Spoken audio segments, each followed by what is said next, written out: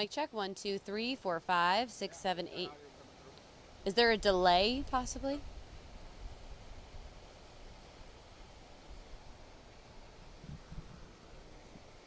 Okay. All good.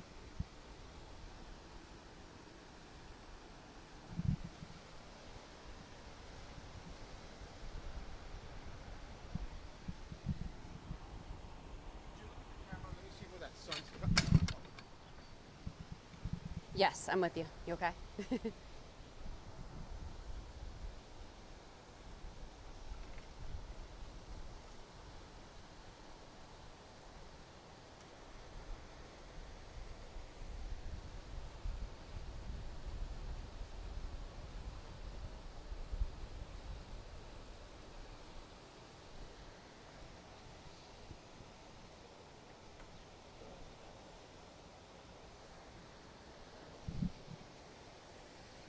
Okay, feel free to show that, but also we still have them behind us. We'll zoom in.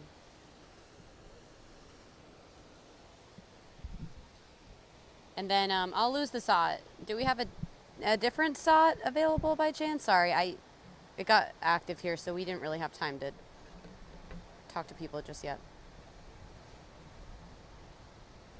I'll just lose that for now.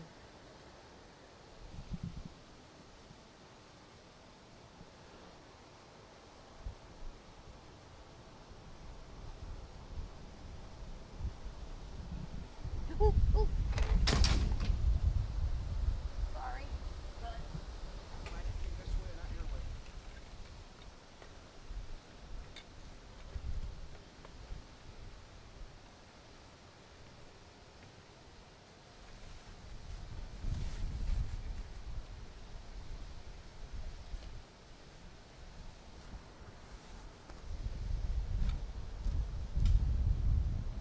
Strong winds, huh? Yeah, it is. Oh my gosh.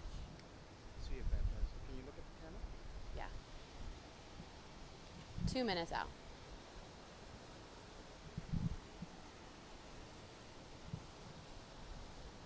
Just step up just a little bit. There you go.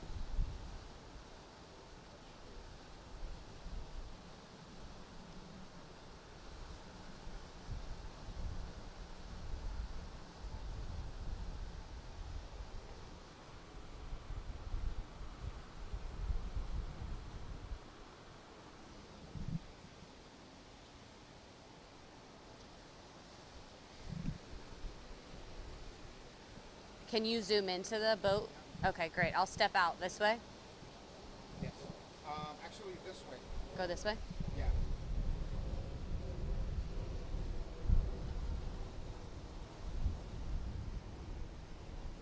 1 minute. For the next hit, Yeah. you've got IFB right there. Oh, good. Thank you. Unless you want Mine. to switch over to it now, there should be something on there.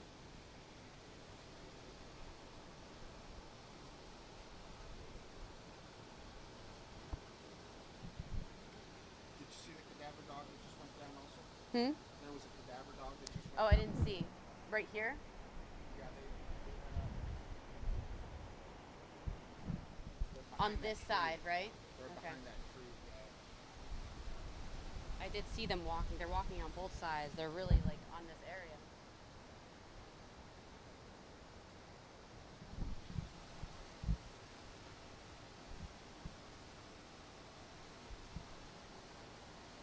Okay, I think we're coming up now.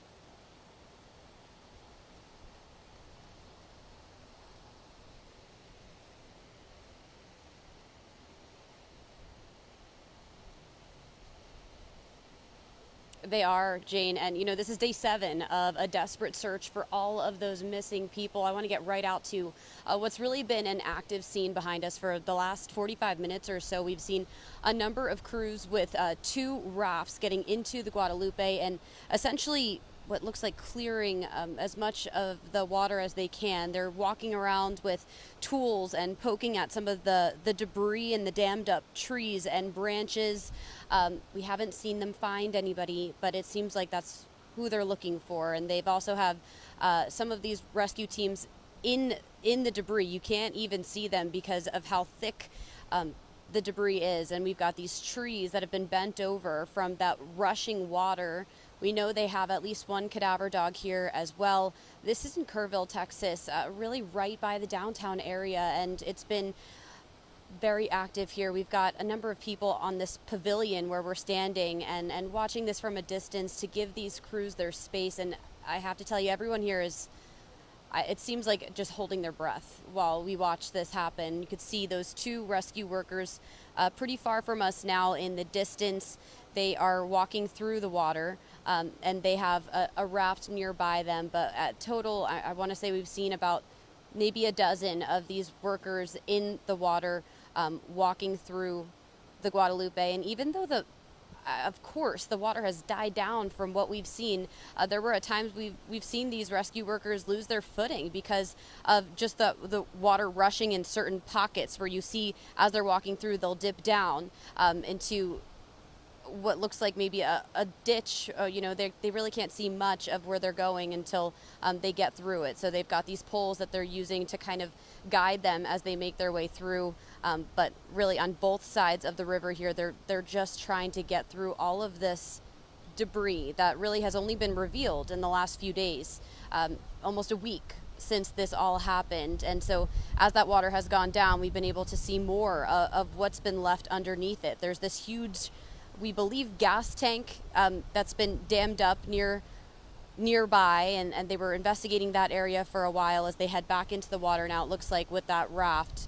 And they are just making their way downstream, essentially trying to go through everything that we're seeing here. We know they're using a lot of different things to help them. They've got helicopters. We've seen several of those flying over us, and they also are using cadaver dogs. They have horseback teams in some areas where the terrain is really hilly and difficult.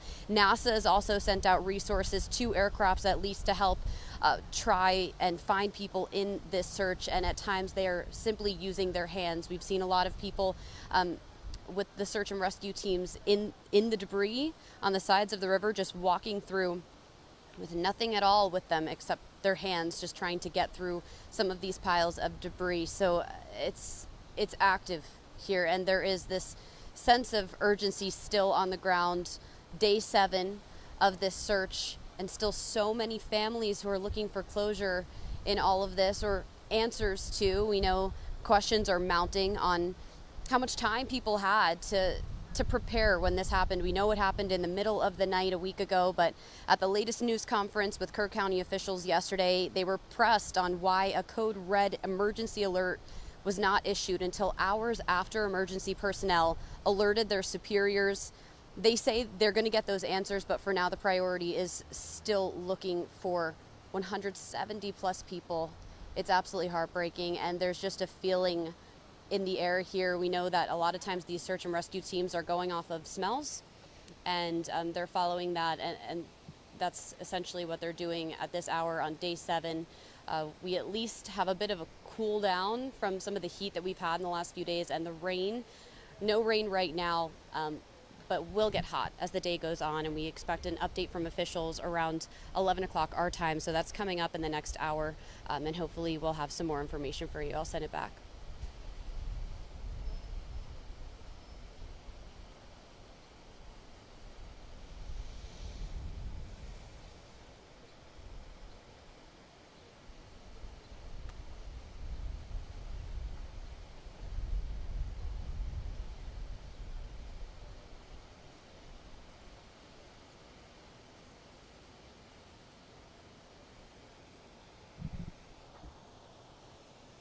Thanks.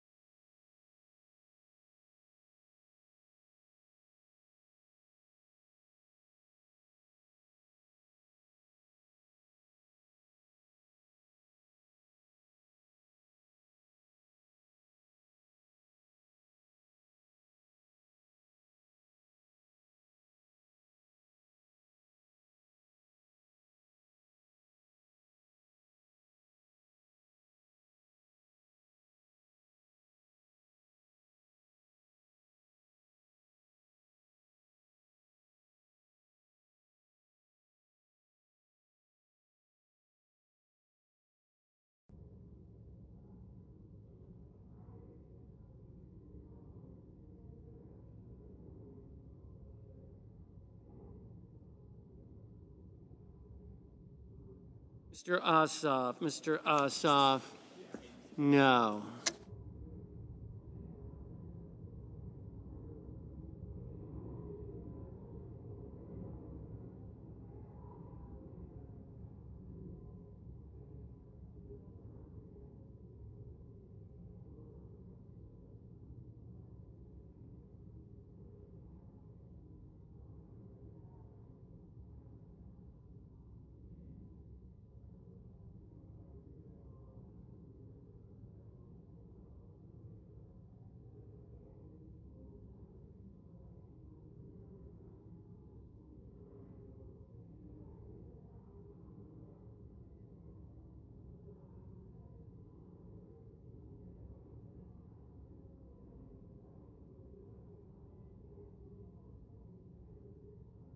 Ms. Ernst, Then I don't need a file because we Aye. can use the ledge council file.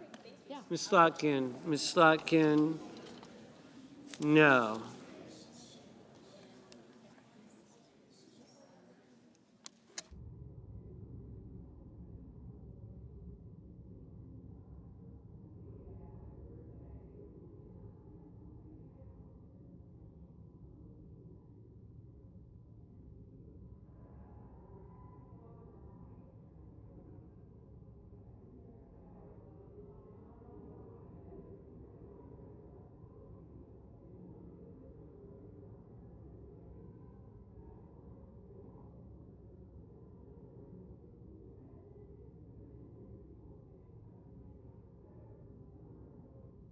Ms. Murkowski, aye.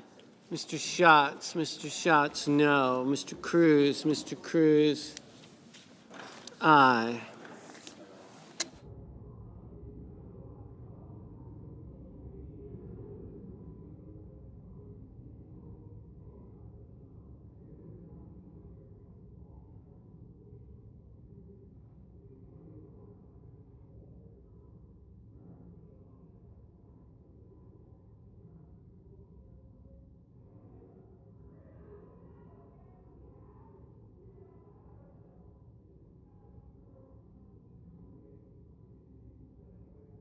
Mrs. Murray, no. Ms. Collins, aye.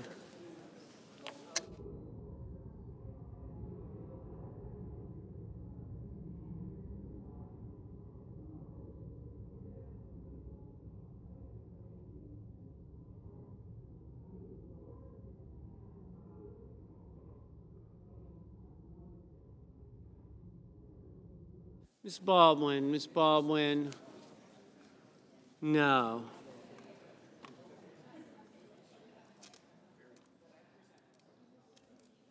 Mr. Mullen, aye. Mr. McConnell, aye. Mr. Moran, aye.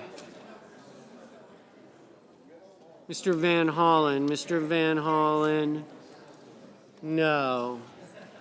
Hey, guys.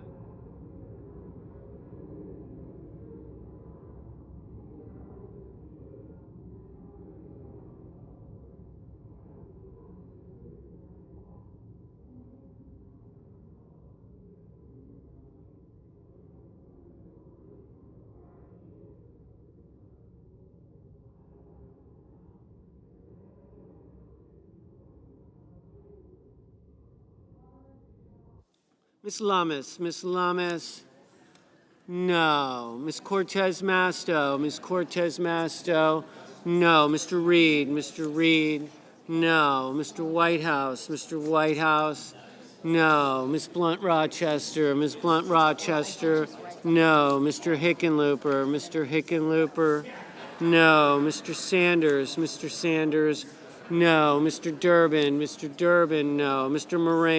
Moreno, aye. Mr. Heinrich, no.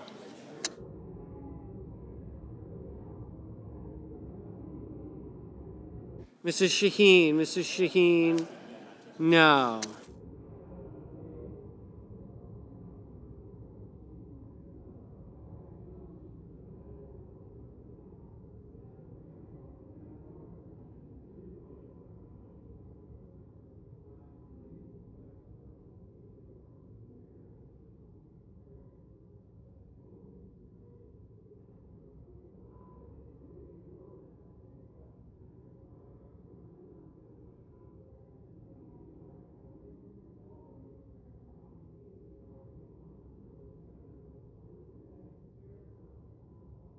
Mr. Coons, Mr. Coons, no.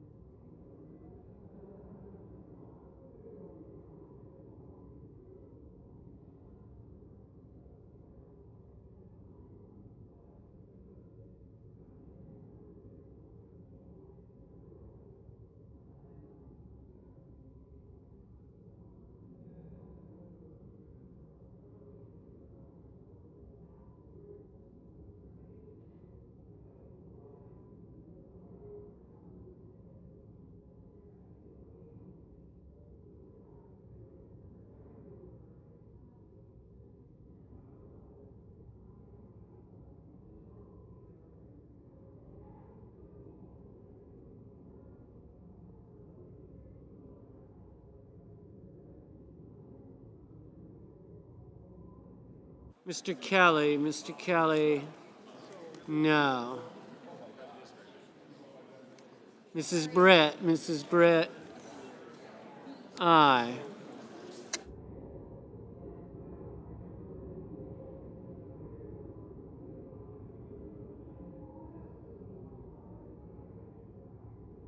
Mr. Tuberville, aye. What is the tally? 50, 40?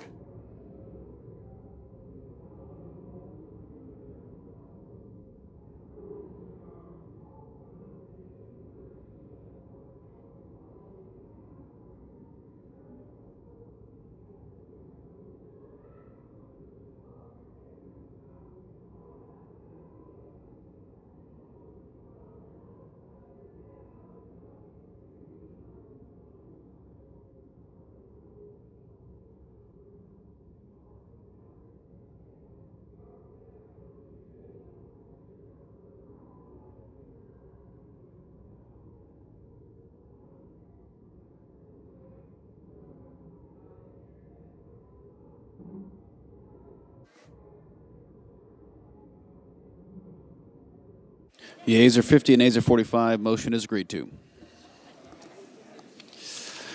The clerk will report the motion to invoke cloture. By unanimous consent, Cloture motion, we, the undersigned senators, in accordance with the provisions of Rule 22 of the Standing Rules of the Senate, do hereby move to bring to a close debate on the nomination of Whitney D. Hermendorfer of Tennessee to be United States Circuit Judge for the Sixth Circuit, signed by 17 senators. all right. By unanimous consent, the mandatory quorum call has been waived. A quorum is present. The question is the sense of the Senate that debate on the nomination of Whitney D. Hermendorfer of Tennessee to be United States Circuit Judge for the Sixth Circuit shall be brought to a close. The yeas and nays are mandatory under the rule. The clerk will call the roll. Ms. Alsobrooks. Yep. Ms. Baldwin.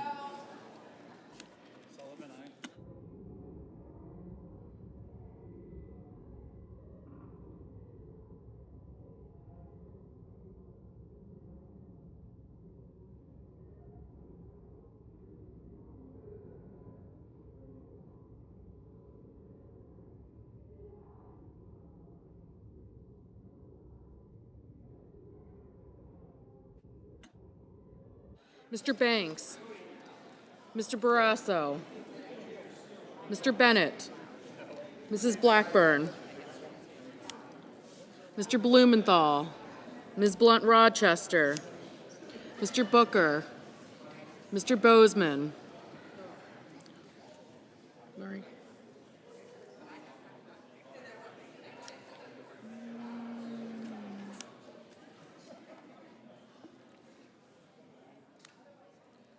Mr. Booker, Mr. Bozeman, Mrs. Britt, Mr. Budd,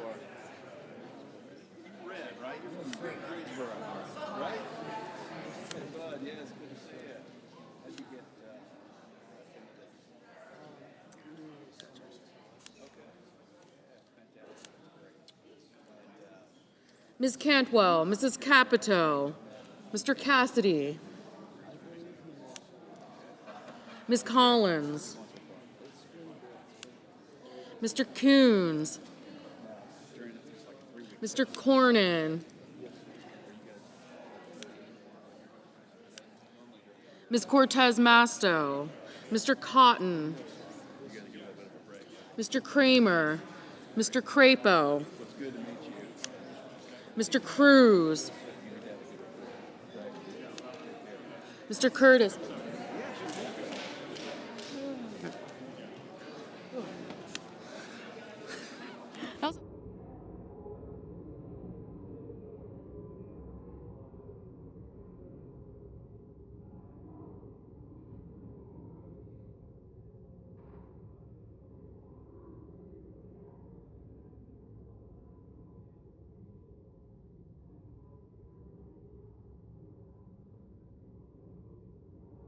Mr. Daines, Ms. Duckworth, Mr. Durbin, Ms. Ernst, Mr. Fetterman, Mrs. Fisher, Mr. Gallego, Mr. Graham, Mr. Grassley, Mr. Haggerty, Ms. Hassan, Mr. Hawley, Mr. Heinrich, Mr. Hickenlooper, Ms. Hirono, With the railings and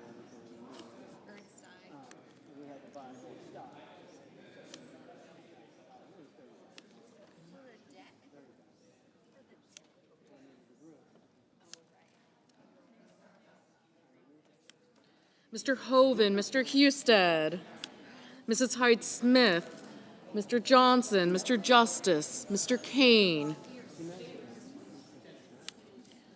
Mr. Kelly, Mr. Kennedy, Mr. Kim, Mr. King, Ms. Klobuchar, Mr. Langford, Mr. Lee, Mr. Lujan, Ms. Lummis, Mr. Markey, Mr. Marshall, Mr. McConnell,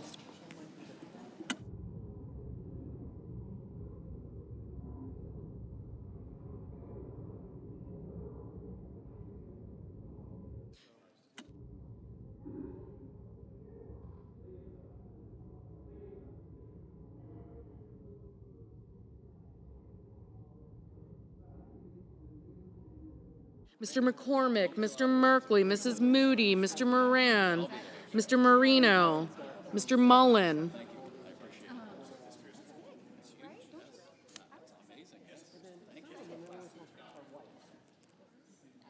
Ms. Murkowski, Mr. Murphy, Mrs. Murray,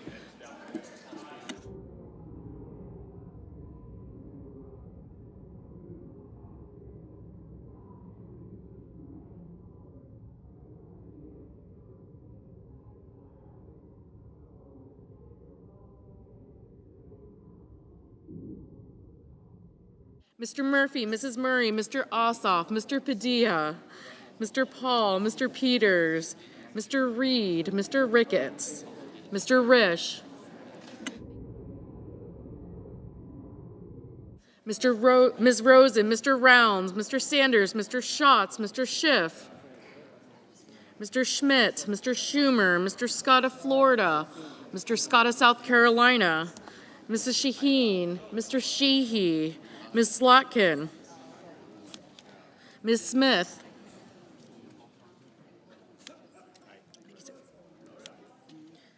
Mr. Sullivan, Mr. Thune, Mr. Tillis, Mr. Tuberville, Mr. Van Hollen, Mr. Warner, Mr. Warnock, Ms. Warren, Mr. Welch, Mr. Whitehouse, Mr. Wicker, Mr. Wyden, Mr. Young.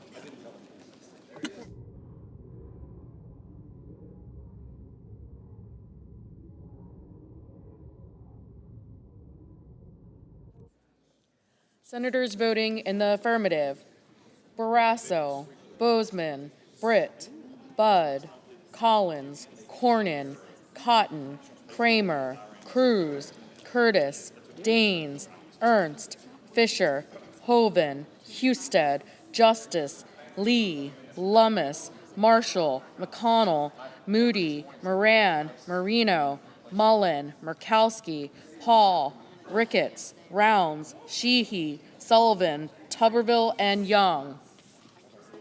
Mrs. Blackburn, aye. Senators voting in the negative: Baldwin, Blunt Rochester, Booker, Coons, Cortez Masto, Fetterman, Heinrich, Hirono, Kelly, King, Klobuchar, Merkley, Murray, Ossoff, Padilla, Peters, Reed, Rosen, Sanders, Schatz, Schiff, Shaheen, Slotkin, Smith, Van Hollen, Whitehouse, and Wyden.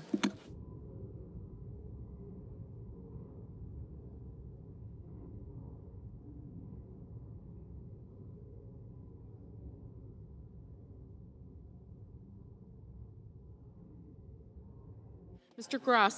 Grassley, aye.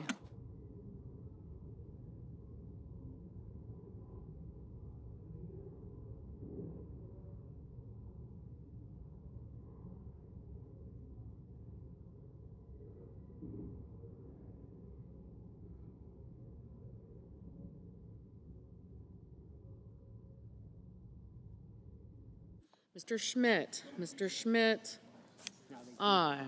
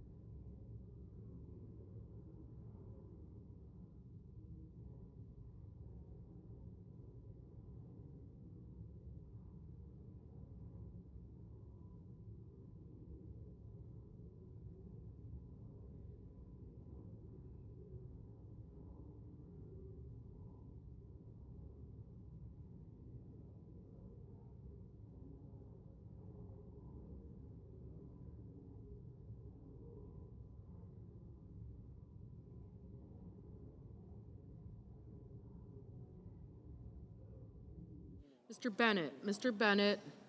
No. Mrs. Gillibrand. Mrs. Gillibrand. No. Mr. Gallego. Mr. Gallego. No. Mrs. Capito. Mrs. Capito. Aye.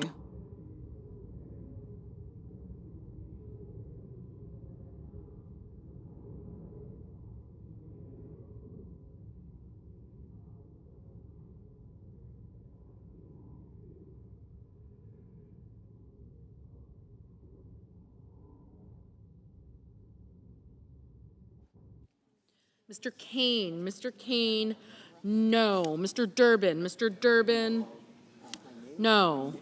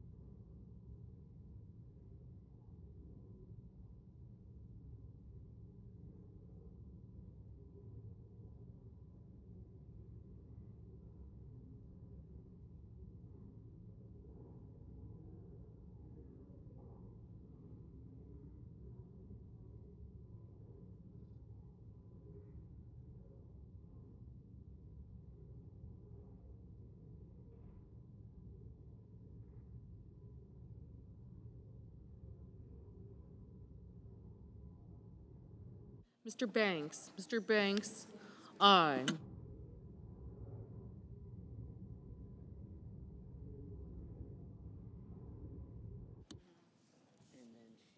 Mr. Warnock. Mr. Warnock.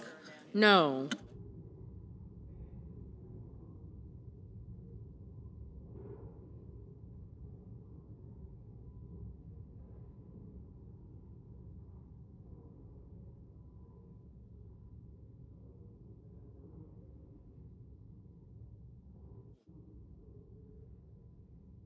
Mr. Kennedy. Mr. Kennedy. Aye.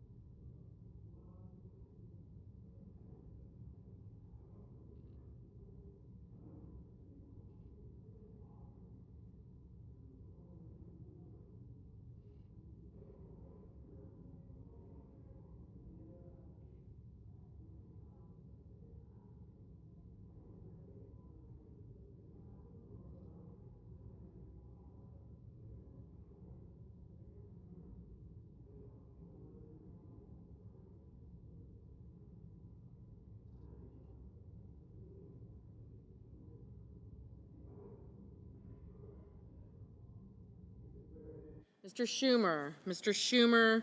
No.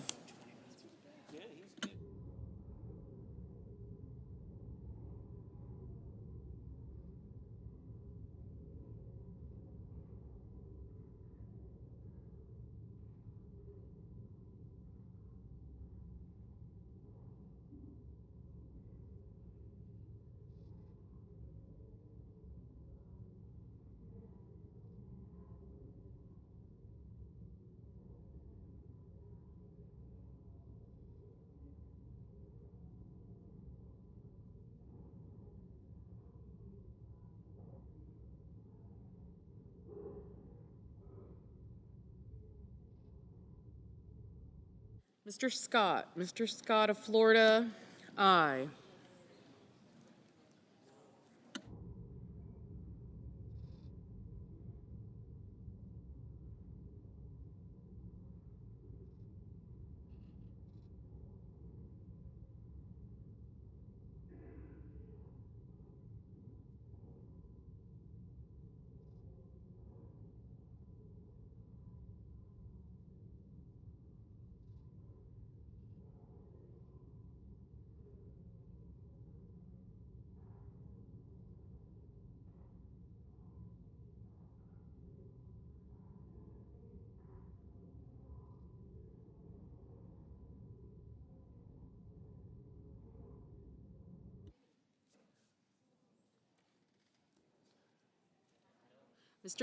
Mr. Kim, no. Ms. Warren, no.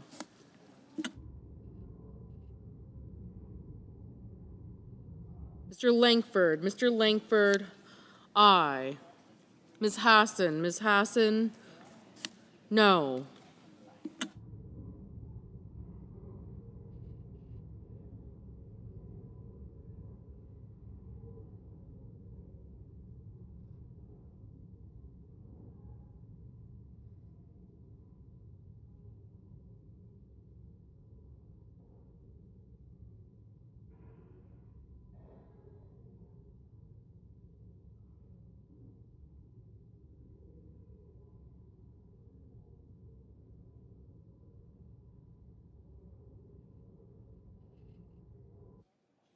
Ms. Cantwell, no.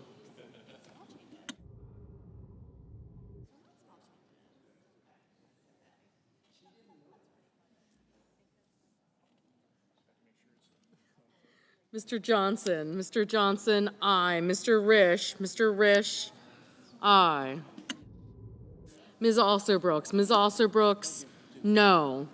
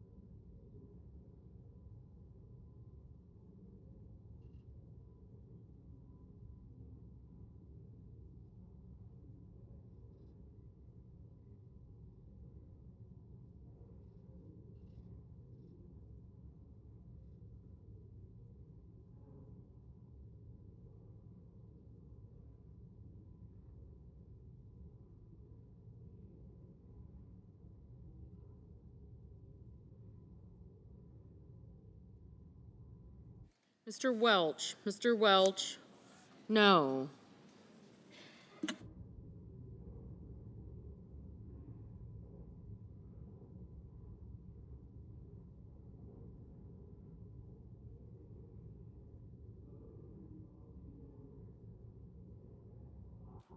Mr. Wicker, aye. Mr. Warner, no.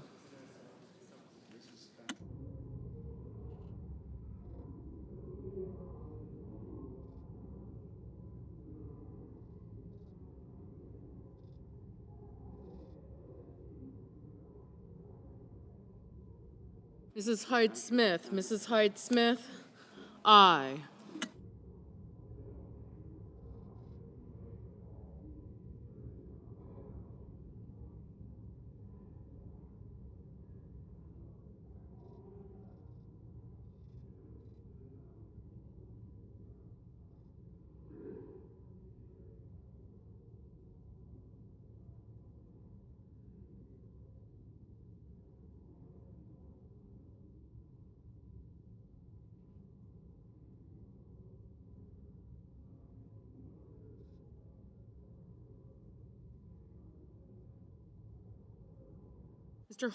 Mr. Hawley, aye.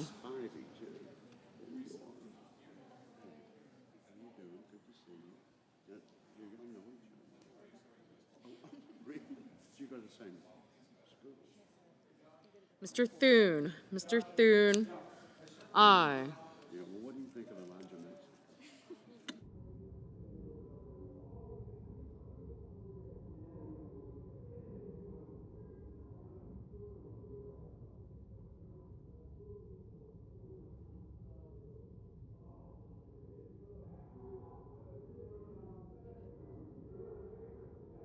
Mr. Crapo. Mr. Crapo.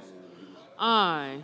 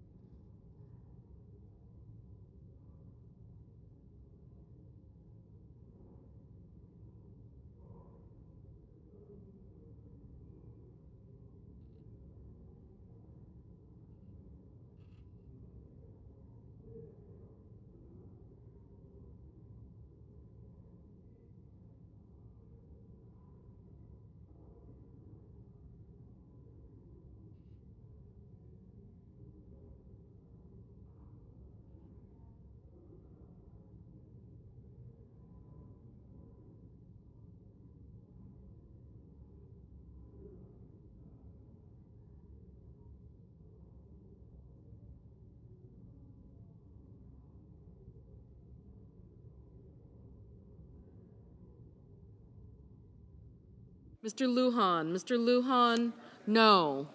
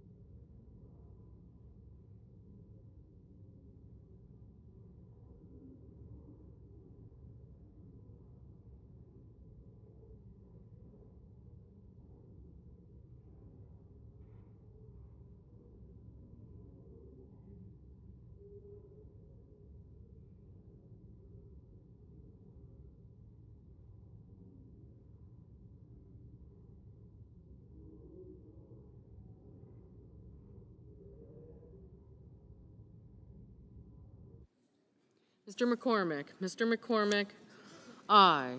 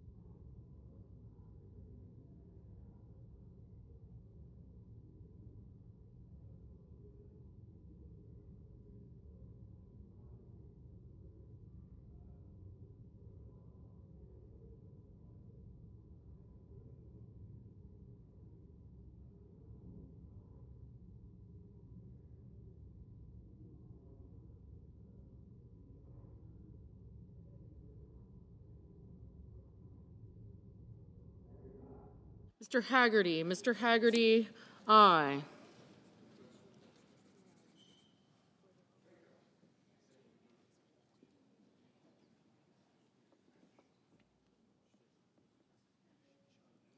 Mr. Scott. Mr. Scott of South Carolina, aye.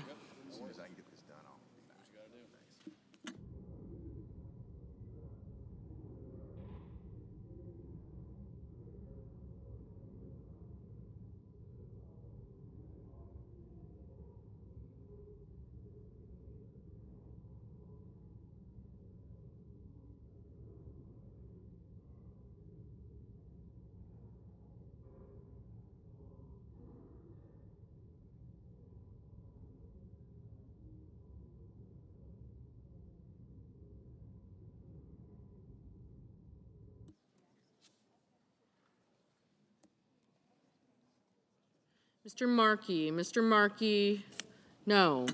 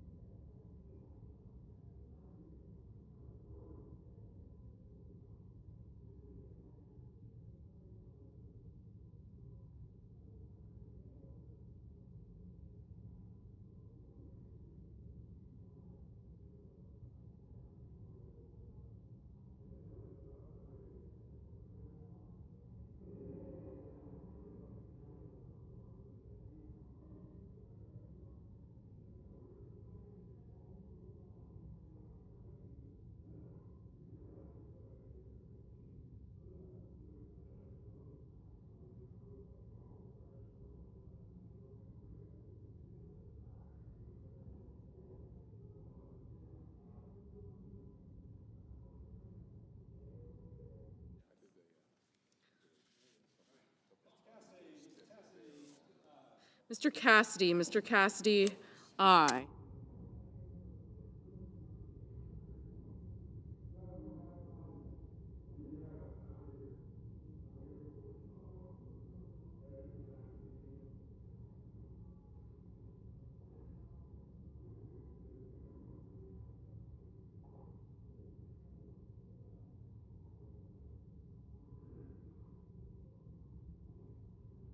Okay, the yeas are 51, the nays 43. The motion's agreed to.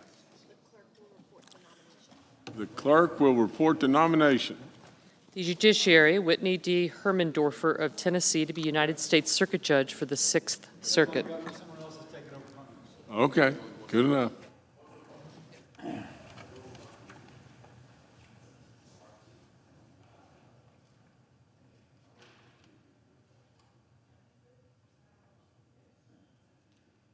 Mr. President. The senator from Vermont. Thank you, Mr. President. Mr. President, exactly 2 years ago today, Vermont was struck with devastating floods. Those floods occurred not only a year ago today, but 2 years ago today. We had back-to-back floods in 2023 and 2024, doing about $1 billion worth of damage. And by the end of last year, every county in Vermont, all 14 counties, were hit by flooding. That $1 billion in damages affected homes, it affected businesses, it affected farms. We had 6,000 tons of debris that was removed. 77 state bridges and 63 state roads were closed. 704 miles of rail was closed and 159 miles of rail was closed. You know, we're far from alone in Vermont in having suffered enormous damage from wild weather events.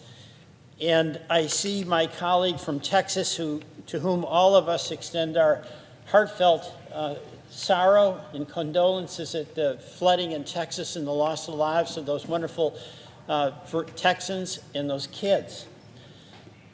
This type of wild weather event can hit any one of our states at any time of its own choosing. And all of our states have been affected at one time or another. Now, I want to talk about FEMA. Our experience in Vermont with FEMA is that it is absolutely essential and actually quite helpful in the immediate aftermath of the weather event. FEMA can pre-position resources. It has the capacity to surge resources and personnel, including people with real experience, and can coordinate with the local response, which is always very intense, from state resources and also from incredible outpouring of help from volunteers. But acknowledging the importance of FEMA in the immediate aftermath of a wild weather event in any of our states cannot disregard the fact that we need to reform FEMA. We need significant reform in FEMA. In the aftermath of the floods of 2023 and 2024, I visited all of our communities that were affected, and I followed up after that to talk to our local officials, our local volunteers, our local regional planning commissions. What worked and what didn't in the long-term response? And what I heard from officials, regardless of what their political orientation was, but local officials who had the real sense of urgency about getting the community back on its feet, was that FEMA was too slow, it was too bureaucratic, it was conflicting in the advice and information that it gave, and the ability to respond quickly and timely was really inhibited because of the centralization of decision-making authority in FEMA in Washington or in one of the regional locations where FEMA has administrative structures. And for Vermont, that ironically is Puerto Rico, which is not only not close to Vermont, but doesn't have anything close to the weather of Vermont. So the aftermath of repairing, getting the community back on its feet, that's where FEMA has failed us. And it's because of the centralization, in my view, and actually less important in my view, in the view of the local officials who have ongoing responsibility to get the community back on its feet. They just couldn't get answers. And let me just give some examples. When there is a culvert out, there's a road out, there's a bridge down, the people whose bridge is affected, the people who are threatened if we have a culvert replaced that's too small for what now we know will be the required carrying capacity of a culvert, the best people to make that are right there in that community. They have a sense of urgency. They have a commitment to the well-being of the people they represent in that community. They have the pressure of local community people watching to see if they're making progress on that recovery. But what has happened with FEMA, where everything is centralized, is you don't get an answer. Can we replace an 18-inch culvert with a 36-inch culvert? Can we do the bridge over Heartland Road, or can we make a change because the bridge over Route 5 is more important to get fixed, and that's the priority. One of the problems that our communities had is that the program managers, those are the people assigned by FEMA to serve communities as the bridge between the local community and FEMA, that they are changed constantly. So we've had in some of our small towns, and I'm talking towns with a population of like 300, they have one program manager after another, and over the course of a year and a half might have 7 or 8 program managers. And when that program manager is doing good work but asking questions and they're getting answers from the town clerk, a new program manager comes in and it's as though nothing ever happened and they have to start all over again. So it creates an enormous amount of frustration. We've got a situation with the town of Stannard where the town clerk, this is the town of 300, the town had to make a decision about repaving a road. It's a gravel surface. And in order to get repaid, more than a year after the road had been repaired, with the town borrowing money it really couldn't afford for a project that clearly was ultimately going to be covered by FEMA, the town clerk was getting questions about what is the size of the gravel stones in that roadbed 12 inches down. That makes no sense. And what happens, of course, is it creates an immense amount of frustration. You know, a community that goes through a major weather event, in the shock of it, in the immediate aftermath, everyone rushes in to help. But then if it's your farm, if it's your business, if it's your home, you have to live with the effects of a slow-moving, non-responsive, centralized bureaucracy rather than get on with life and get an answer, yes or no, can you do this or not? So as a result of my discussions with the communities that have been affected in Vermont, today I have introduced a bill that's called the Disaster Assistance Improvement and Decentralization Aid Act. And quite simply, what this bill does is recognize that if you're going to get as quick a recovery as possible, as efficient a recovery as possible, as cost-effective recovery as possible, you actually have to delegate responsibility and authority to the local community that has to live with the consequences of the damage that has been done. There's got to be a partnership. There's got to be accountability. But where FEMA's role is going to be better in this is on oversight to make sure that there is the proper use of taxpayer FEMA-authorized money, but it's not going to micromanage local folks to death in the name of oversight. It's going to empower the local folks to make those decisions that have to be made right now about getting that community back on its feet. Every single one of us is horrified when the people we represent suffer the result of a wild and catastrophic weather event. The loss of life is horrifying. The destruction to the well-being of the community is inconsolable. But we can help by making that long-term recovery process work better. And the only way it's really going to work better is by having much more authority in local hands, the decisions that they can make about the culvert, about the bridge, about the grade of gravel that's to go into the repairs. So my hope, Madam President, is that we can come together as a Congress to fix FEMA so that its capacity to help our communities when they have been hurt so hard through no fault of their own, that they'll be able to get the capacity to make decisions, act, and get their community back on its feet. Now, I do oppose this discussion that we're hearing to some extent from President Trump and Secretary Noem about abolishing FEMA. You know, we can abolish FEMA when we can get an executive order abolishing and banning wild weather events. But that day is not going to come. But another storm in one of our communities inevitably will come.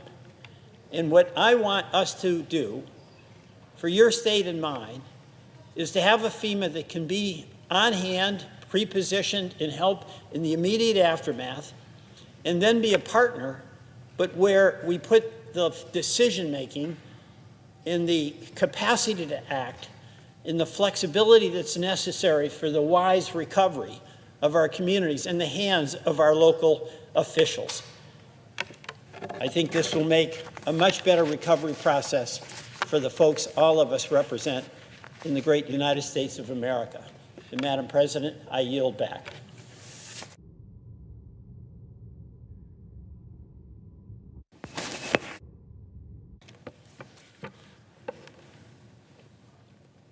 Madam President. Senator from Texas.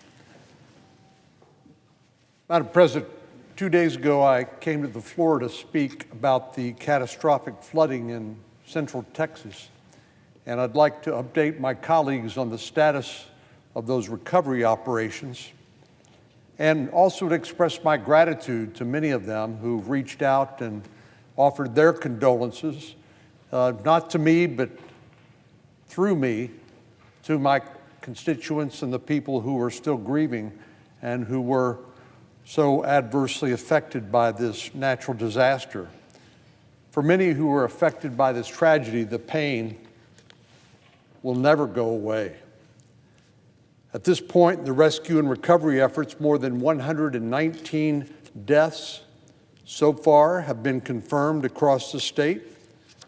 And remember, this happened the early morning, mainly the early morning of July the 4th, in the early morning hours. But that 119 deaths so far includes 36 children in Kerr County alone. Sadly, we learned now a couple of days ago that after counting all of the day campers and other people who were camping alongside the Guadalupe River during the 4th of July weekend, where they were expecting to celebrate the nation's birth, but also fireworks displays and cookouts and things like that. Unfortunately, people outside of the organized camps, mainly children and counselors, 170 of them are missing in addition. So for many of my constituents back home in Texas, the nightmare is not over. Of course, these loved ones who were lost were mothers and fathers and teachers, high schoolers, and precious children, young children. Those who died at Camp Mystic, an all-girls Christian summer camp, included 2 8-year-old girls from Austin named Lenny McGowan and Mary Stevens.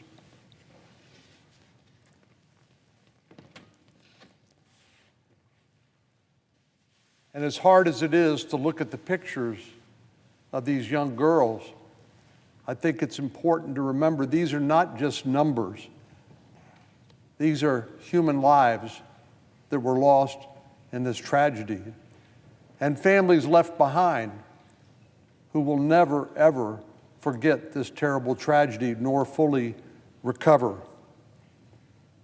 These two young girls were sleeping in a cabin called the Bubble Inn, which was close to the banks of the Guadalupe River.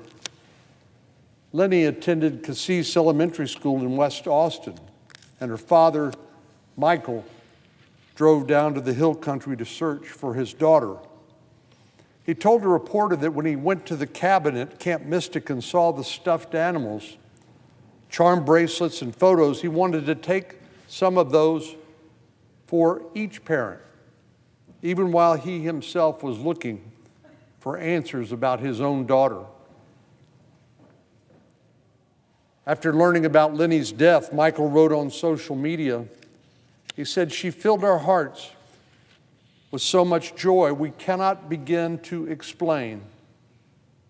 We're going to miss her very much, but know she's up there shining bright." Mary Stevens attended Highland Park Elementary School in north central Austin. Her mother, Stacy, said on a post after her death, "Our world is shattered, but I have peace getting your letters and knowing you are having the time of your life at camp and had a dance party with all of your friends before the Lord decided to take you from us. He has bigger plans for you." Mary and Lenny were just two of the victims of this horrific flooding, but there are many others with their own stories and families and futures that were cut far too short. Now, 6 days after the flooding, rescue and recovery efforts for those who remain unaccounted for are still underway. I would like to reiterate the message of the Department of Homeland Security Secretary Kristi Noem, who shared with me in Kerrville on Saturday that her number one priority, which was to save lives and to reunite families. As I said, there are now 170, at last count, people still missing in Kerr County alone, including 5 campers and 1 counselor from Camp Mystic. This number does not include others that were missing in surrounding counties like Travis, Williamson County, Burnett County, and it doesn't include out-of-town visitors who may have been vacationing in Central Texas. Because of that, the sad reality is this number will rise. But once again, I want to recognize Governor Abbott and the many other state and local officials who snapped into action in response to this disaster, as well as the first-line responders who were committed to recovering as many people as possible. More than 19 different state, local, and national government entities have been involved in these rescue efforts. And according to Lieutenant Colonel Baker of the Texas Parks and Wildlife Department, the Texas game wardens alone have conducted more than 400 rescues and 30 recoveries. I'm grateful as well to President Trump and Secretary Noem for their rapid federal response. President Trump, when I talked to him on Saturday morning, he said, "Whatever you need." And that message was reiterated by Secretary Noem. And of course, the President agreed to a federal disaster declaration at the request of Governor Abbott on the spot. I'm especially thankful to the President for his kind words of love and support for those who lost everything during this very, very sad time for Texas. The President and the First Lady are expected to come to Central Texas tomorrow, and I look forward to join them once again. But to all of my Senate colleagues who've expressed words of kindness and condolences over the last few days, I want to express my appreciation to them.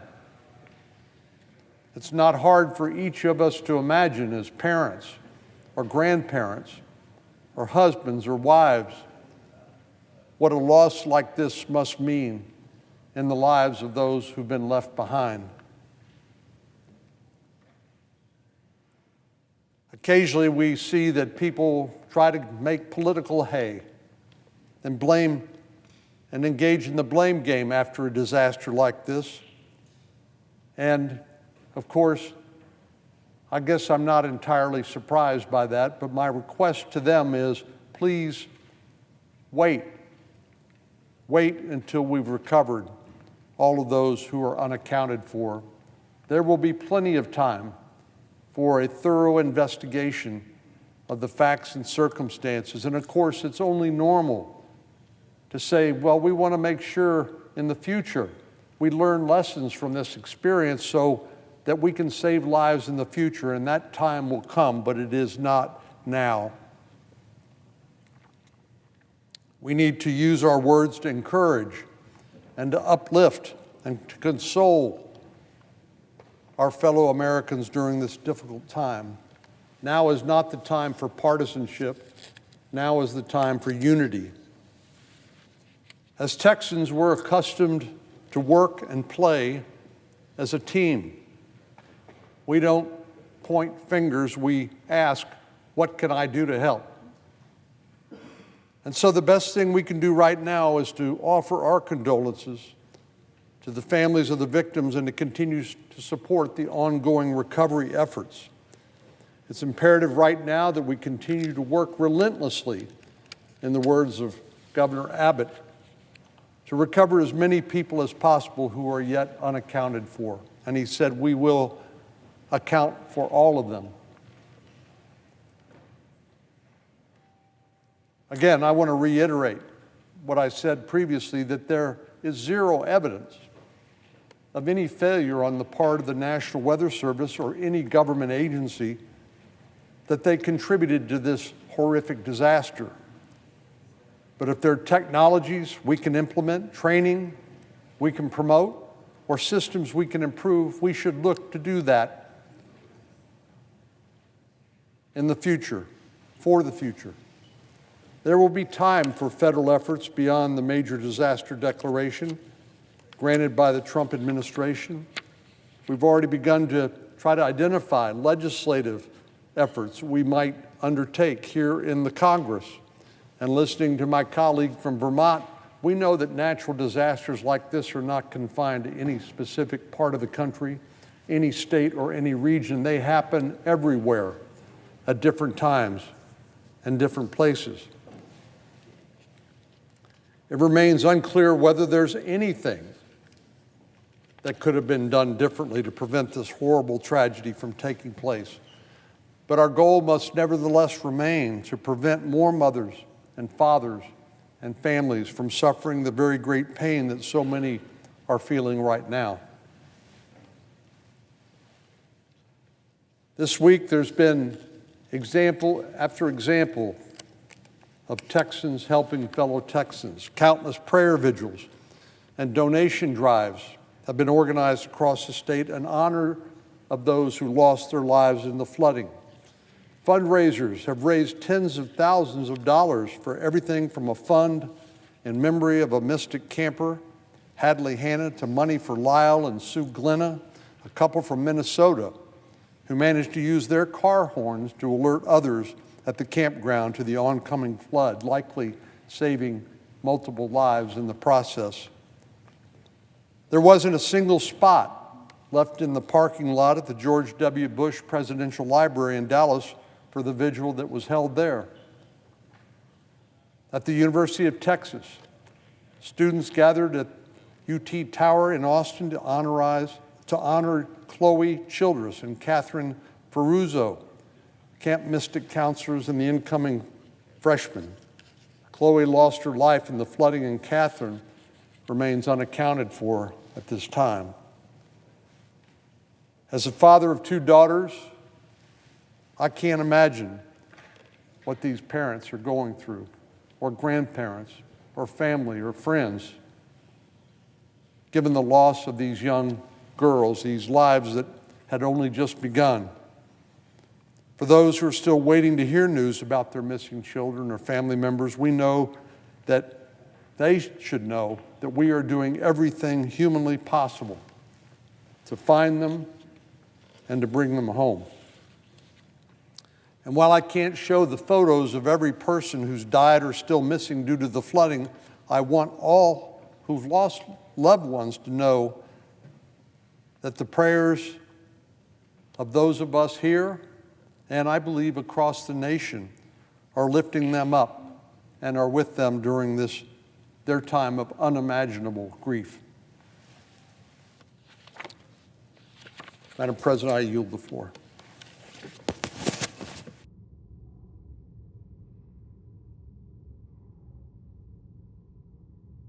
President. From Nevada. Thank you, Madam President. The World Series of Poker is currently underway in my hometown of Las Vegas, Nevada, where tens of thousands of Americans converge around one of the largest and most prestigious gaming events across the globe.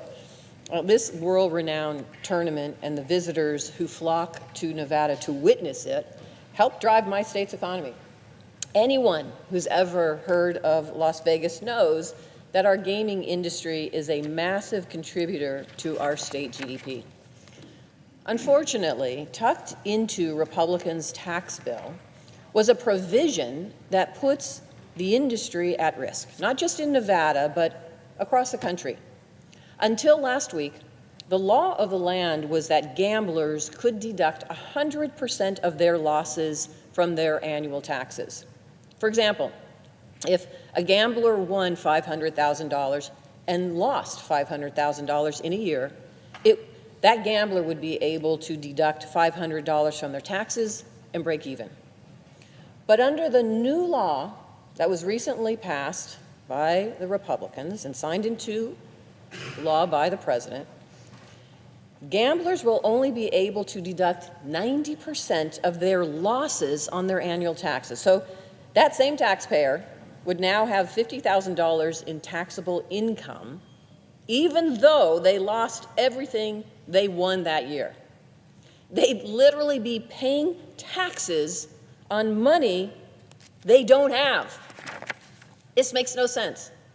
And it will do irreparable harm to our country's gaming industry if it takes effect, especially in Nevada.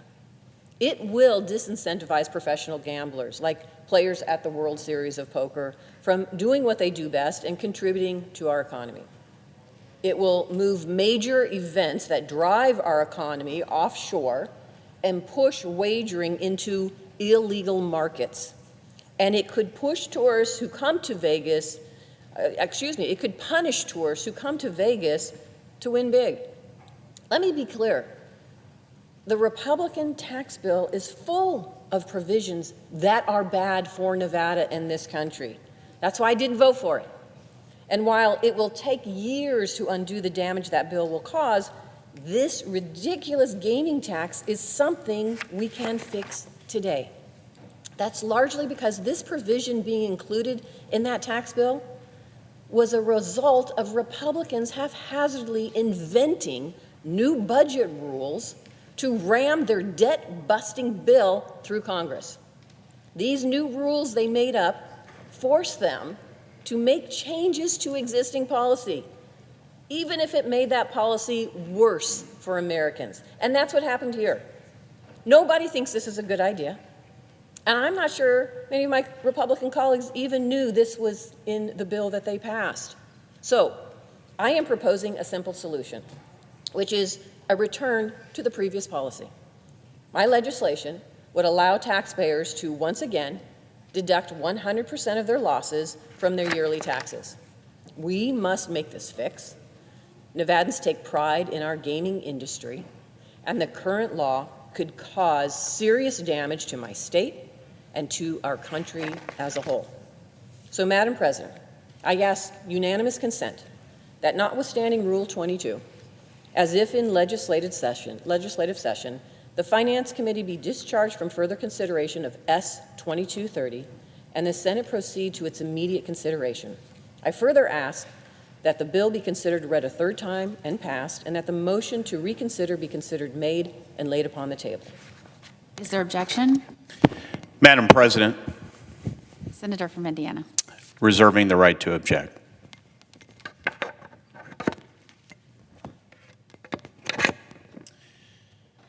Madam President, as my distinguished colleague is very much aware, a number of important and impactful provisions from the One Big Beautiful Bill Act were challenged and unfortunately stricken during bird challenges. There are also a number of provisions that had to be written in a very specific way to comply with these bird rules. The underlying bill is an effort to fix one of those instances, and I'm supportive of this policy change. I want to make that clear. Another provision that was unfortunately not included in the final bill as a result of the bird rules was an exemption for qualified religious institutions from the excise tax on investment income of certain private colleges and universities, also known as the University Endowment Tax. The qualified religious institution provision would exempt any institution that, in short, is longstanding and has substantive ties to a religious organization. Religious institutions have served a very important purpose in our country throughout our history and have by and large not been offenders of the woke and DEI problems rampant at many other major universities with large endowments. As long as my Democratic colleagues are keen on fixing provisions of the One Big Beautiful Bill Act that were the result of this bird process, I think it's only fair that we fix this one as well. Again, I strongly support the underlying bill, but we'll have to object unless you can agree to my request. Accordingly, I ask that the senator modify her request to include my amendment, which is at the desk, that the amendment be considered and agreed to, the bill as amended be considered read a third time and passed, and that the motions to reconsider be considered made and laid upon the table. Is there an objection to the modification? Reserving the right to object, Madam President. Senator from Oregon. Madam President, I want everybody to understand what is going on here on the floor of the Senate. Last week, the Republicans passed a gigantic bill full of massive cuts to health care and food assistance, as well as huge tax handouts to big corporations and the ultra-wealthy. It also included a lot of smaller scale policies that didn't get a lot of notice. And in a lot of cases, they were just half-baked, poorly written, and now I see Republican senators walking all over the Capitol saying they didn't even know anything about this policy and this process. Now, the Republican bill is full of special carve-outs for some groups, new taxes on others. The fact is, when you rush a process like this way, and cram in all of these policies that you haven't really thought about, you risk some consequences for people back home. And that is what is going on here in this attempt by our colleague to pass this special tax carve-out for one institution, just one, in his home state. Now, Finance Committee's Democratic staff already litigated this issue in bipartisan meetings with the parliamentarian. We knocked this proposal out of the Republican bill specifically for one reason. It's a special carve-out, and it's plain and simple. That's what's going on.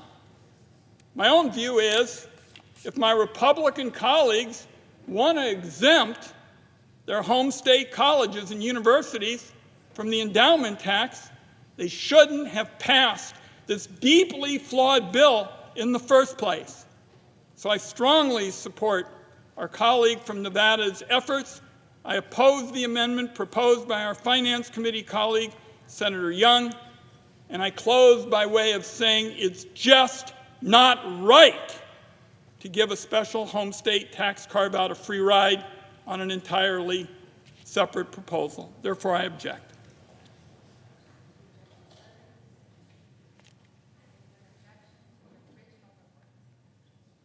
I object. It's understandable that my colleagues would want to characterize this eminently reasonable request as something that is parochial nature. I will say, however, that when we advance the largest tax cut for middle and working class Americans in American history, when we advance this broader initiative to make Medicaid more sustainable for all Americans and take Medicaid back to its original purpose, when we invested critical resources in our military at a time when the world is not becoming less dangerous, it's becoming more dangerous, when we beefed up border security, we also thought it right and proper to ensure that our religious institutions were cared for, that we continued to incentivize their critical investments in education and other important causes. And unfortunately, it was through a democratic Byrd process. It was a partisan effort to initiate a process to strip out the provisions that would have exempted religious institutions from a tax that should not be applied to them. So I seek, Madam President, I seek an exemption on behalf of all these religious institutions across the country that are broadly supported, at the same time that I seek relief for the senator in Nevada in the interests of her state for gambling purposes. Thank you. The objection is heard. Senator from Nevada. Thank you.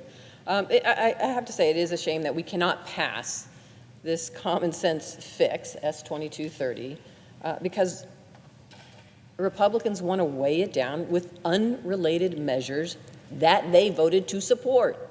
Now, I appreciate my colleague from Indiana, and I hope we can work, because I know he supports S-2230, to try to get this passed and fix this. This is something that my understanding is many Republicans, along with Democrats, did not even know it was part of that process. And I hope we can. But I hope it doesn't get caught in this constant churn now that Republicans, when they voted for a bill, they're trying to undo some of those votes because of things they didn't like in the bill. They didn't like it. They should have voted against the bill. It really is doing a disservice to so many across the country. And right now, it's not just a unique thing for Nevada. This is gaming. Gaming exists across the country, almost in every state. There's so many people that are going to be impacted by this, and it just does not make sense. This is a Republican piece of legislation that is actually causing people to pay taxes on money they lost. It makes no sense. And that's all this is try to fix it and put us back to status quo. And I will say this, and again, I really appreciate my colleague from Indiana, but the Byrd process is not partisan. It's a Senate process we have. It's a partisan process. Democrats have used in the past, Republicans have used in the past. It is a Senate process that is part of procedure that we have here. If my colleagues wanted to protect the qualified religious institutions exemption, they shouldn't have put in the bill they passed, or they should have introduced an amendment to knock it out. They should have done something to show that they were there. So I'm hopeful this legislation that I'm trying to pass on behalf of so many across this country, Americans, that it does not now get caught up in a Republican loop of trying to protect the very provisions that they voted to support in that Republican big betrayal bill. So I'm disappointed, but I am not done, and I can promise you this. We'll continue to work to try to get S-2230 passed. It is just common sense, and it has bipartisan support here in the Senate. With that, I yield my time. Senator from Nevada. Thank you. Madam President, I want to start out by thanking my dear friend and colleague, Senator Cortez Masto, for leading the effort to fix this terrible provision. I have to say I'm extremely disappointed in what just happened. Senate Republicans are once again showing that they couldn't care less about the impacts of their new extreme law. Last week, President Trump signed into law Republicans' disastrous big beautiful betrayal, which among all the terrible cuts to health care, to food assistance, and all of the rest, the big, beautiful betrayal, it included a damaging provision that will impose a higher tax burden for people who play games at casinos not just in Nevada, but all around this country, and lose money. So you heard that right. Under Republicans' new law, individuals who play blackjack or poker, they're on vacation, wherever they're at, any other games at casinos, will now owe taxes to the government on the money that they lost. That's because Republicans' extreme law placed a new limit on the amount of gaming losses that Americans can deduct. So what does this actually mean? It means if someone wins a big jackpot in Las Vegas and then loses that jackpot later on, they'd still be liable for paying 10% in taxes on gaming income, even though they hadn't brought home anything. Their loss equaled their win. They had no winnings at all. So how can that be right? How does it make sense? I don't know. It's Senate Republican math. That's what they seem to use in their big, beautiful betrayal bill. It's not just bad math, it's bad policy. So what makes this even worse is that Senate Republicans snuck in this provision in this terrible bill so that they can collect more money from people so that they can pay for more tax giveaways to billionaires, because this is exactly what's happening, and it's shameful. This is going to hurt people who visit casinos. It's going to hurt Nevada's gaming industry more broadly, which supports nearly a third of the jobs in our state. It generates billions of dollars for our local economy. That's why Senator Cortez Masto and I agree that we must pass our Full House Act and eliminate this new tax burden. I'm extremely disappointed that Washington politicians are refusing to fix the terrible policy they enacted that's going to hurt my state, and our economy. We need to restore the full wagering loss deduction and bring fairness back to our tax system. And I won't stop working, won't stop pushing until this gets done. Thank you, Madam President. I yield back.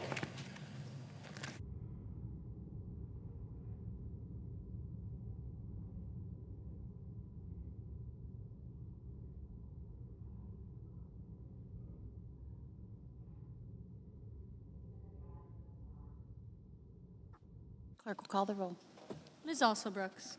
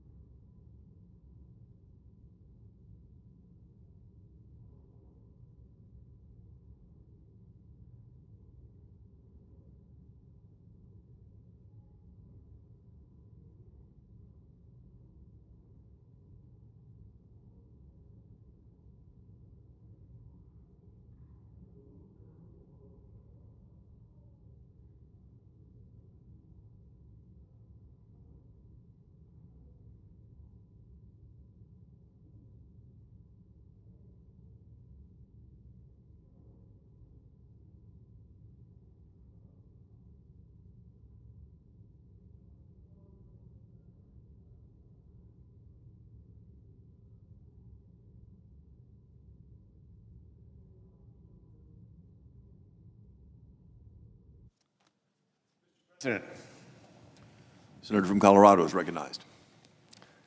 Thank you. I rise today to... When a quorum call, you need to ask to vitiate the quorum call. Can we suspend the quorum call? Without objection. Thank you. Senator is recognized. I rise today to honor my great friend, John Stalp. John passed away this past Monday, July 7th. He was with his family in Lamar, out on the Eastern Plains, a place that he loved more than anything. And John was a good man, a great man by any measure. Certainly he was defined by his unwavering commitment to his family, neighbors, his friends, and his home state of Colorado. He was the essence of a public servant. His list of contributions to our state is impressively long. He served as Colorado's Commissioner of Agriculture during my predecessor, Bill Ritter's governorship. And I appreciate Governor Ritter introducing me to him, discovering him for me. John Stalp was a former Prowers County Commissioner, a Democrat commissioner in a county that's not well known for Democratic commissioners. He was also a former State Board of Land Commissioner, a State Wildlife Commissioner, and a member of the State Board of Agriculture. And in John's mind, above all that, he was a dryland wheat farmer and a cow-calf rancher from southeast Colorado.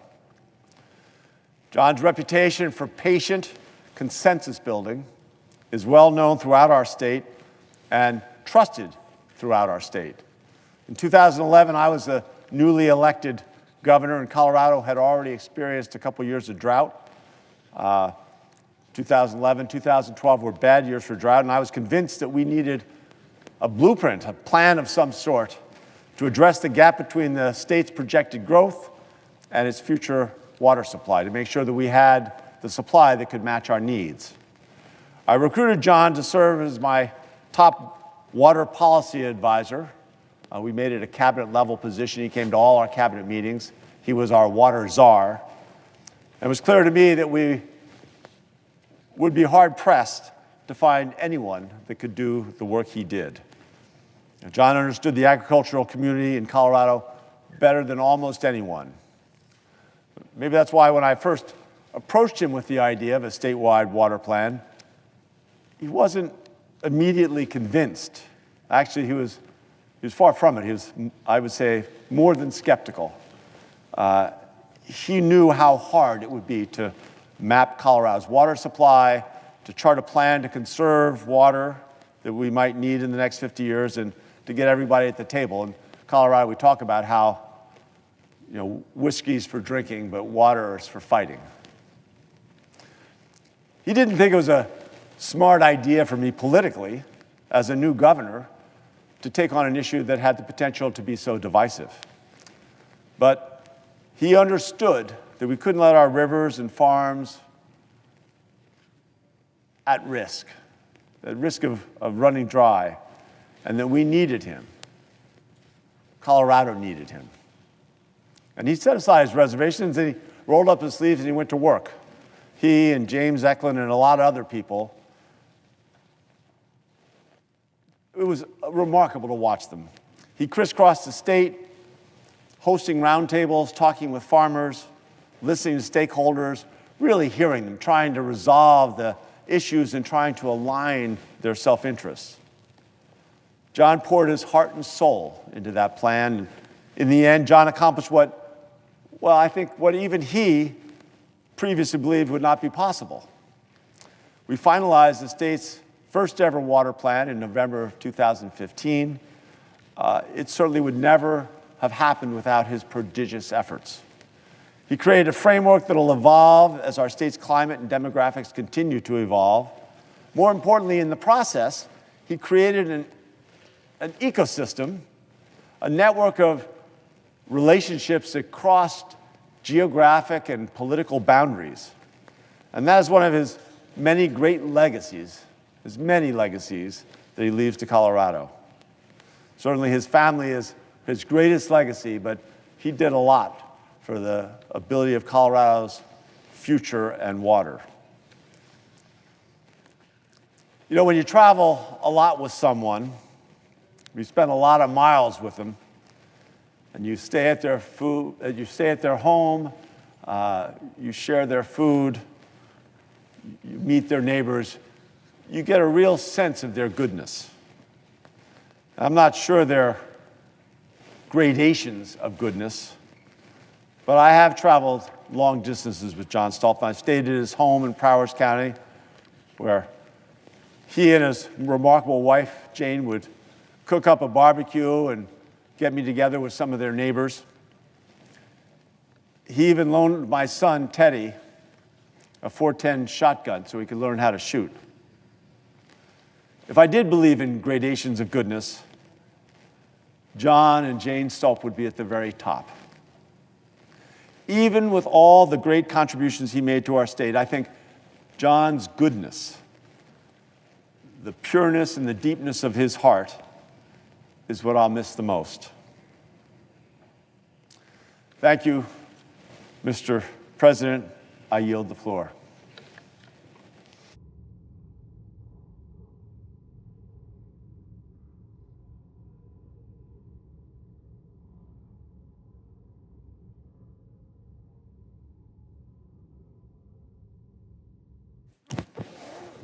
I also want to note the absence of a quorum.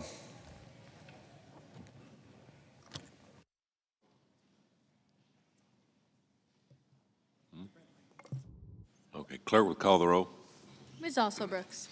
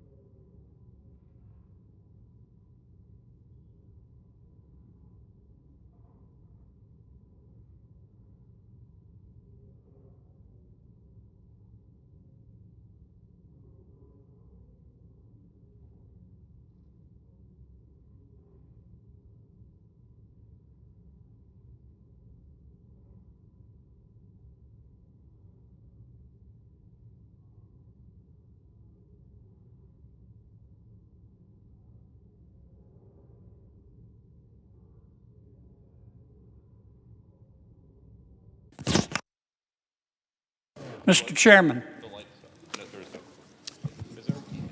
Mr. Chairman, are we on the quorum call? We are in a quorum I call. ask that the quorum call be suspended. Without objection. Senator from Mr. Louisiana is Mr. recognized. Thank you, Mr. President. I ask that the scheduled roll call vote begin immediately. Without objection. Thank you, Mr. President. Under the previous order, the question occurs on the Gould nomination. Is there a sufficient second? There appears to be. Clerk will call the roll. Ms. Alsobrooks, Ms. Baldwin, Mr. Banks, Mr. Barrasso, Mr. Bennett, Mrs. Blackburn, Mr. Blumenthal, Ms. Blunt-Rochester, Mr. Booker, Mr. Bozeman, Mrs. Britt, Mr. Budd, Ms. Cantwell, Mrs. Capito, Mr. Cassidy, Ms. Collins, Mr. Coons, Mr. Cornyn, Ms. Cortez Masto, Mr. Cotton, Mr. Kramer, Mr. Crapo, Mr. Cruz, Mr. Curtis, Mr. Daines, Ms. Duckworth, Mr. Durbin, Ms. Ernst, Mr. Fetterman, Mrs. Fisher, Mr. Gallego, Mrs. Gillibrand, Mr. Graham, Mr. Grassley, Mr. Haggerty.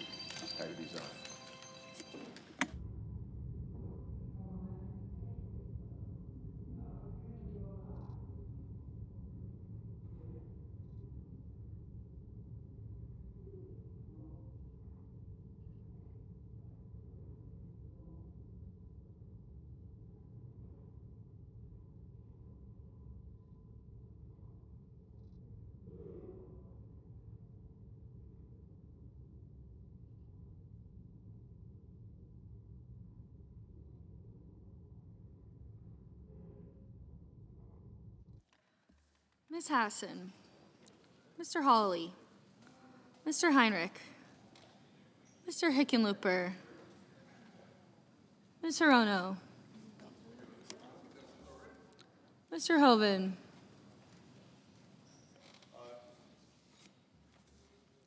Mr. Husted, Mrs. Hyde-Smith, Mr. Johnson, Mr. Justice, Mr. Kane, Mr. Kelly, Mr. Kennedy, Mr. Kim, Mr. King, Ms. Klobuchar, Mr. Langford, Mr. Lee, Mr. Lujan, Ms. Lemus,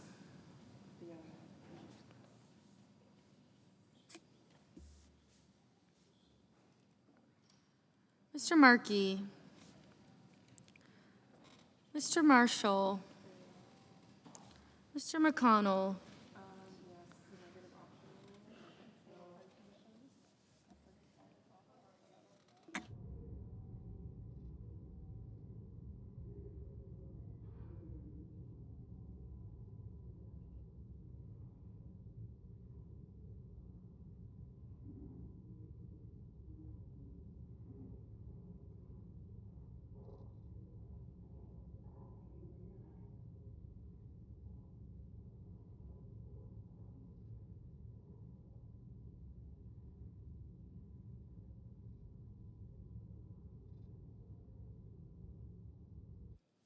Mr. McCormick, Mr. Merkley,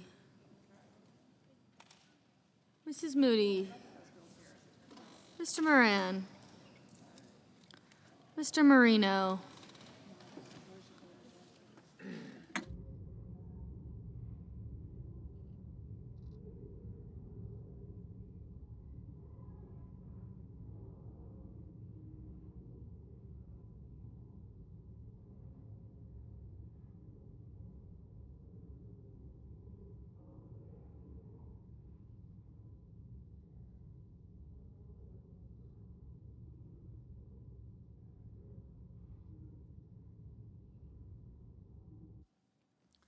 Mr. Mullen, Ms. Murkowski, Mr. Murphy, Mrs. Murray, Mr. Ossoff, Mr. Padilla, Mr. Paul, Mr. Peters, Mr. Reed, Mr. Ricketts, Mr. Risch, Ms. Rosen, Mr. Rounds, Mr. Sanders, Mr. Schatz, Mr. Schiff, Mr. Schmidt, Mr. Schumer, Mr. Scott of Florida, Mr. Scott of South Carolina, Mrs. Shaheen, Ms. Slotkin, Ms. Smith,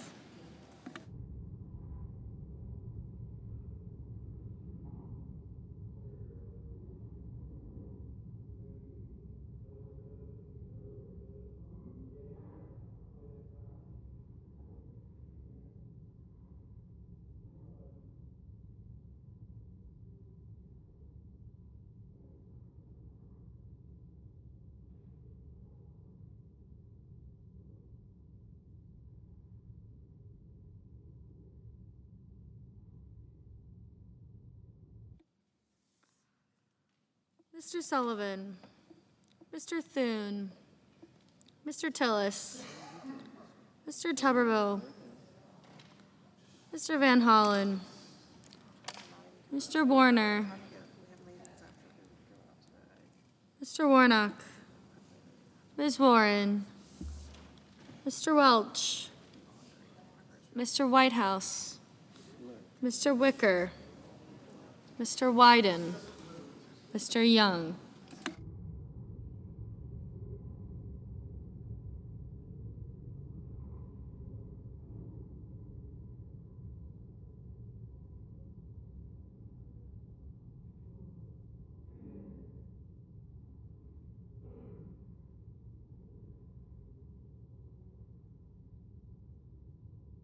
Senators voting in the affirmative: Banks, Haggerty, Hyde-Smith, Kennedy, Paul, Scott of Florida, Scott of South Carolina, and Tuberville.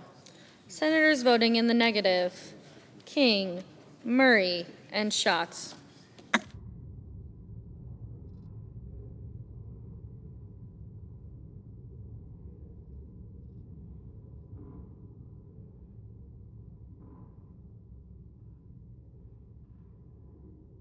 Mr.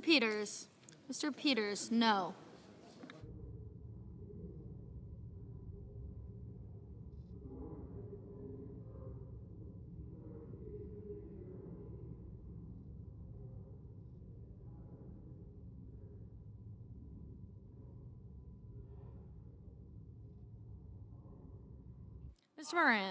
Mr. Moran, aye.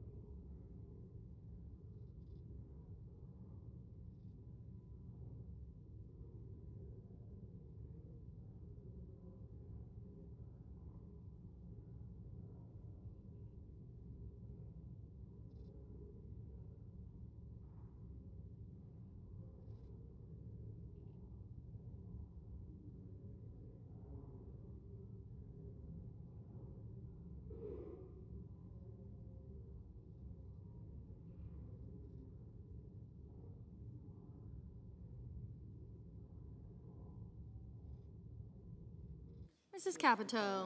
Capito, aye.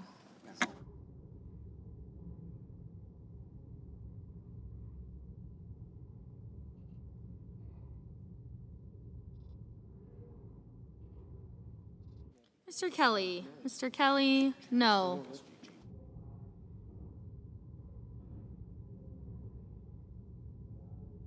Mr. McCormick, aye.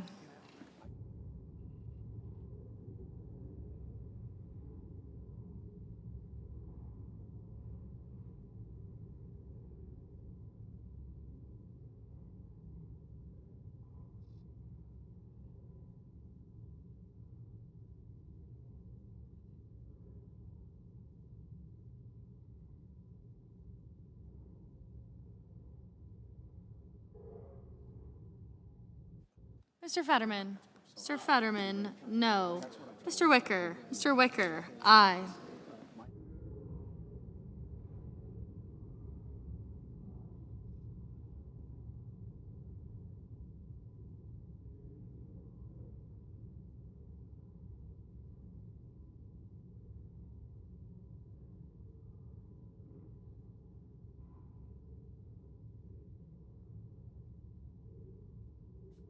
Mr. Grassley, aye.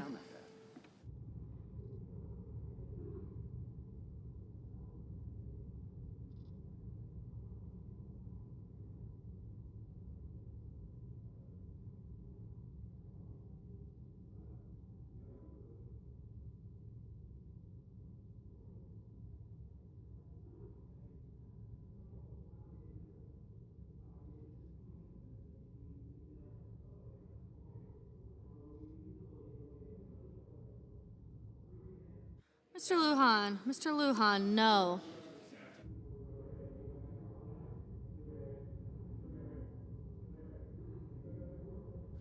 Mr. Johnson, aye.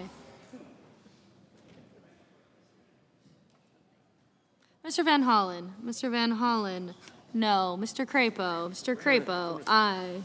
Mr. Hoven, aye.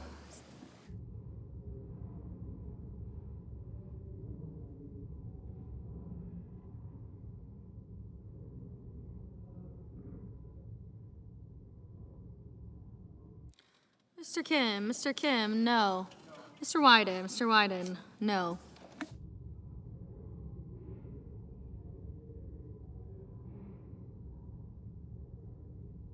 Mr.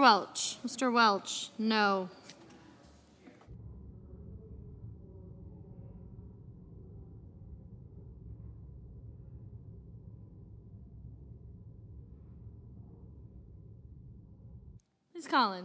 Ms. Collins, aye.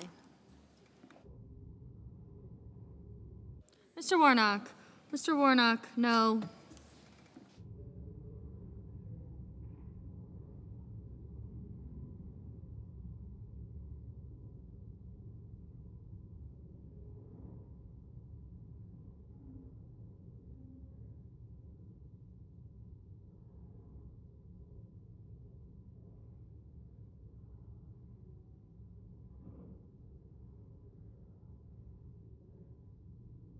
Mr. Cruz, aye. Mr. Curtis, aye.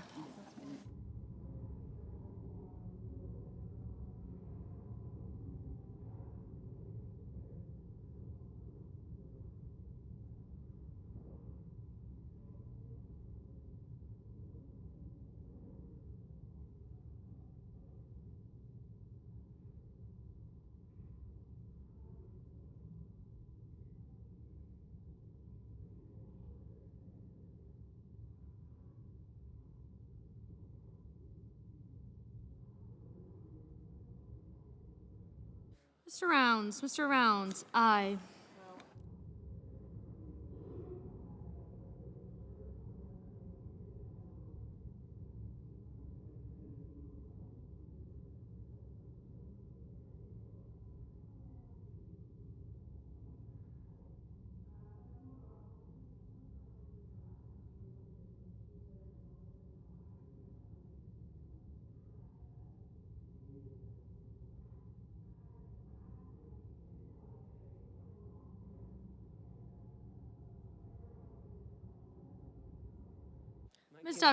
Ms. Duckworth, no. Mr. Mullen, aye.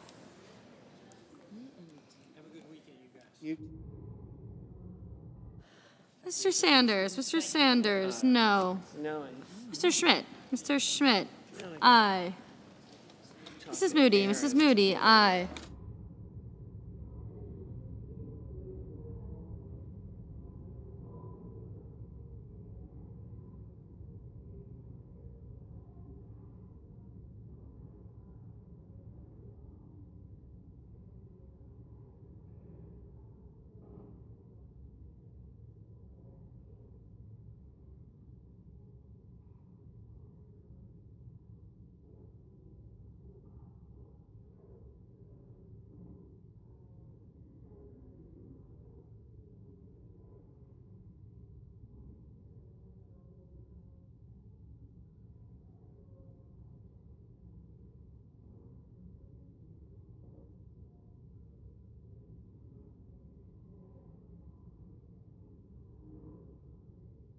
Mr. Kramer, Mr. Kramer, aye.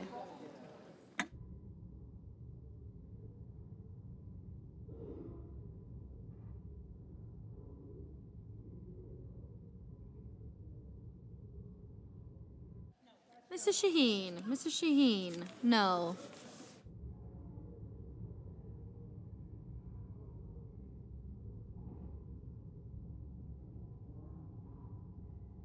Mr. Warner, no.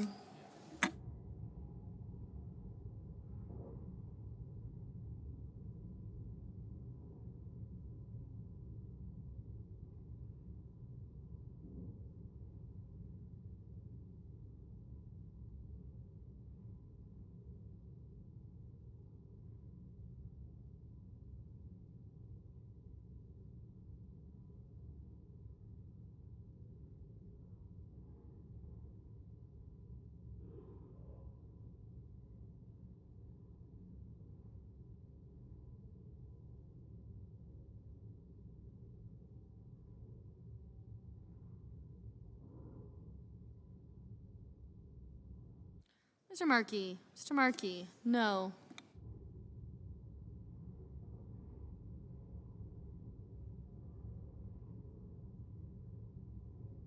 Ms. Hassan, no.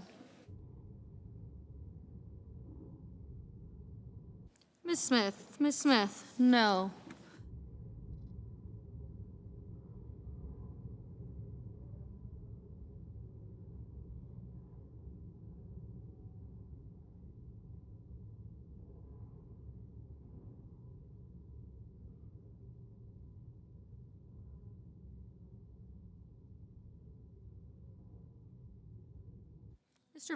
Mr. Reed, no.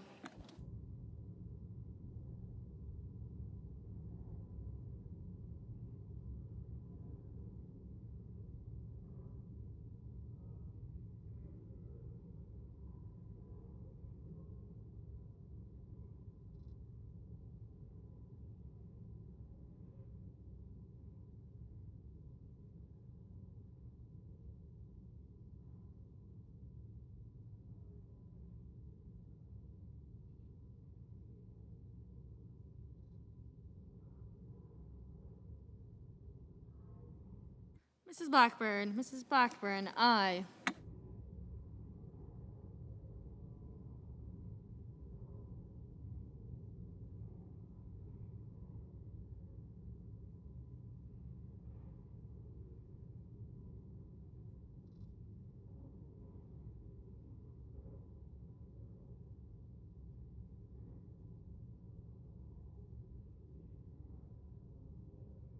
Mr. Ricketts, aye.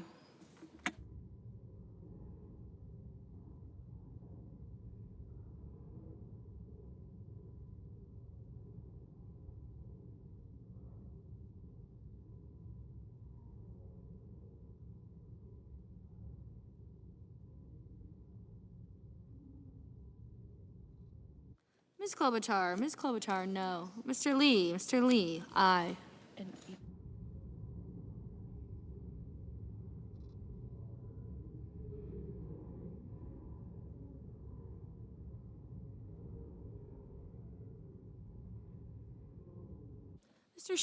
Mr. Schiff, no. Mr. Ossoff, no. Mr. Cornyn, aye.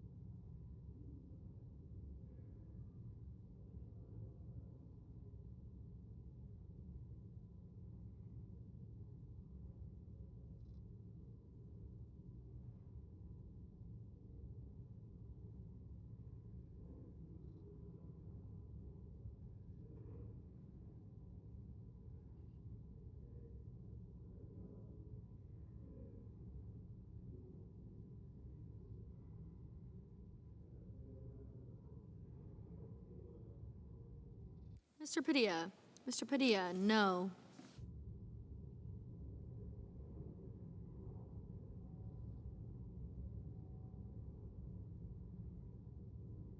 Mr. Daines. Mr. Daines, aye.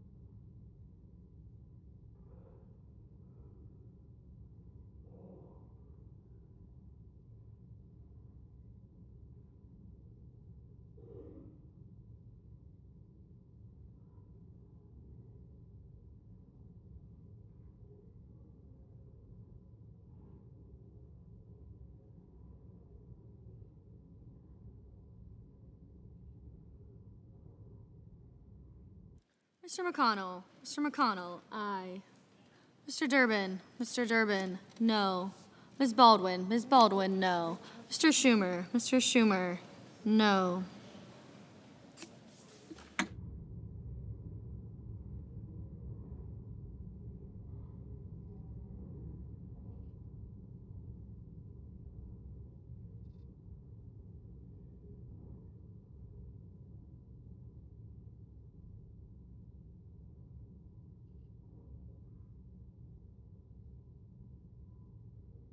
Ms. Blunt Rochester. Ms. Blunt Rochester, no.